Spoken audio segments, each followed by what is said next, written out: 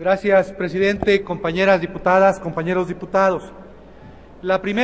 Son 10 minutos, presidente, y están ahí 5, que no corra el tiempo. Fueron 10 minutos. Corríjase el reloj, por favor. Son 10 minutos al diputado Jaime Cárdenas. Gracias, presidente, muy amable. La primera reserva a esta reforma constitucional tiene que ver con una propuesta que estamos haciendo para incluir un párrafo final al artículo 1 de la Constitución. Ese párrafo final diría lo siguiente: los tratados internacionales a los que alude este artículo se aprobarán por las 2/3 partes de los miembros de ambas cámaras y por la mayoría de las legislaturas locales. ¿Cuál es la finalidad de esta reserva, de esta adición? Es darle plena legitimidad, plena representatividad a los tratados internacionales sobre derechos humanos. Si estos tratados van a tener la misma jerarquía que la Constitución, deben ser en consecuencia aprobados de la misma manera en la que se aprueban las modificaciones constitucionales. Esa es la primera reserva. La segunda reserva me parece a mí muy importante y nos han insistido en ella funcionarios de Naciones Unidas, porque el artículo 11, párrafo segundo, se refiere a las figuras de asilo y al refugiado o a los refugiados. La figura de asilo, como sabemos, solamente se otorga o se concede por razones políticas.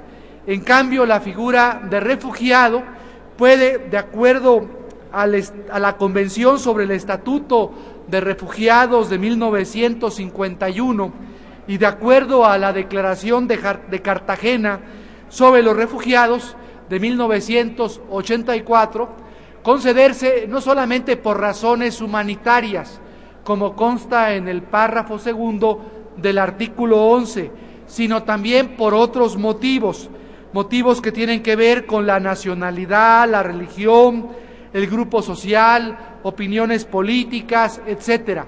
Es decir, debemos hacer consecuente el párrafo segundo del artículo 11 a los tratados internacionales, principalmente a la Convención sobre el Estatuto de Refugiados de 1951, de la que México es parte. La tercera reserva, presidente, tiene que ver con el primer párrafo del artículo 29 constitucional. Ese párrafo, si lo leemos, es contradictorio. En la primera parte permite la intervención de la Comisión Permanente para aprobar suspensión de garantías, y en la parte final de ese párrafo se determina que en caso de suspensión de garantías debe convocarse urgentemente al Congreso de la Unión. Creo que la Comisión Permanente no debe tener ninguna intervención en la aprobación de suspensión de garantías, por la importancia de la medida. La Comisión Permanente, como todos sabemos, es un cuerpo de élite del Congreso, pero no representa, formalmente representa al Congreso, pero ante la trascendencia de la decisión, debe ser el Congreso el único que apruebe suspensión de garantías. La reserva al segundo párrafo del artículo 33 de la Constitución, presidente, es para derogar la atribución del Ejecutivo para expulsar a extranjeros. Es cierto que la reforma establece o permite la expulsión previa garantía de audiencia. Sin embargo, como ocurre en el derecho comparado, son los jueces los que determinan la expulsión de extranjeros. Aquí estoy proponiendo que no sea el Ejecutivo, sino exclusivamente los jueces federales los que determinen la expulsión de un extranjero, tal como ocurre en el derecho extranjero.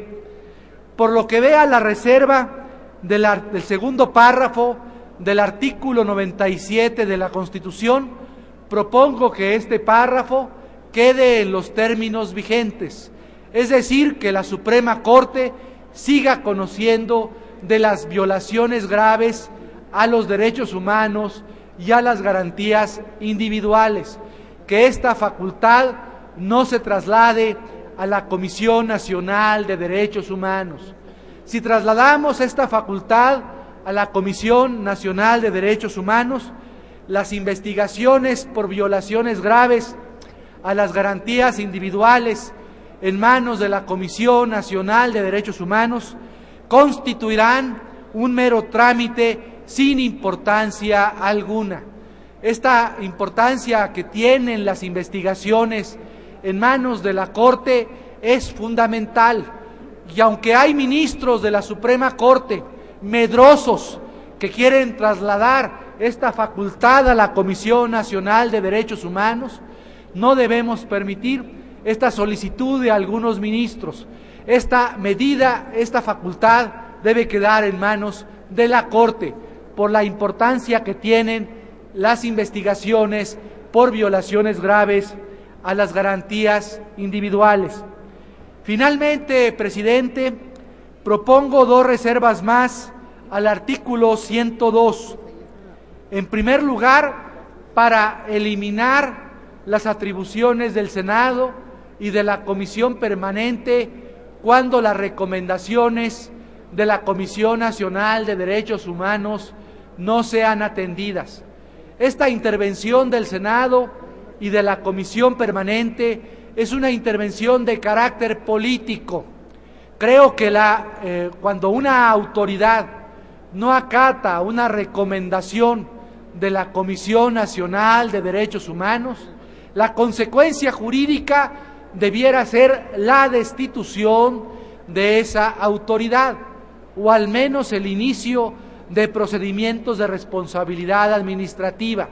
No es conveniente un control político a cargo del Senado o de la Comisión Permanente para llamar a cuentas a servidores públicos que no atienden recomendaciones de la Comisión Nacional de Derechos Humanos.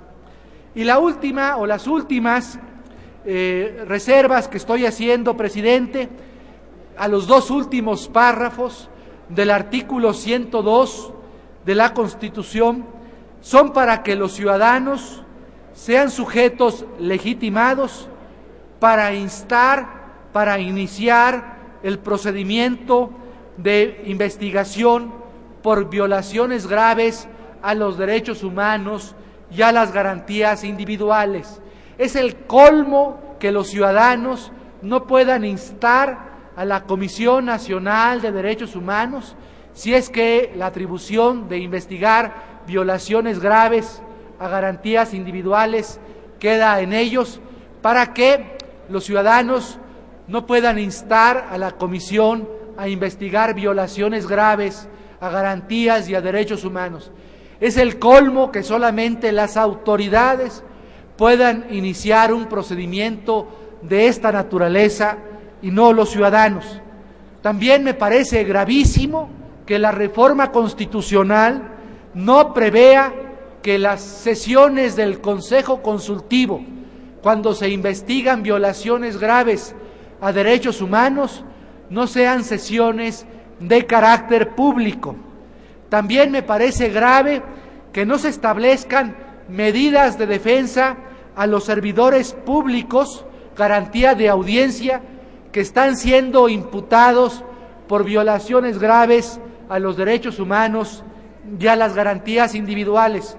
Y finalmente, presidente, me parece también que es muy grave que lo que solamente pueda hacer la Comisión Nacional de Derechos Humanos en este tipo de procedimientos, cuando se investigan violaciones graves a los derechos humanos y a las garantías individuales, sea la presentación de denuncias ante las autoridades competentes.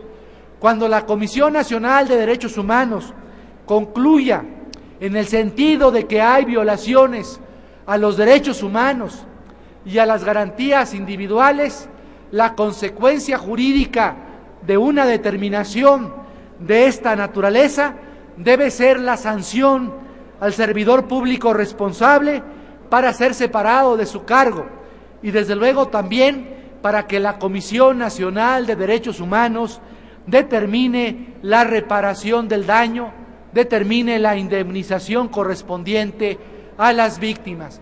Estas son las reservas que estoy haciendo, compañeros diputados, compañeras diputadas, que sostengo robustecerían, mejorarían la reforma constitucional que estamos aprobando.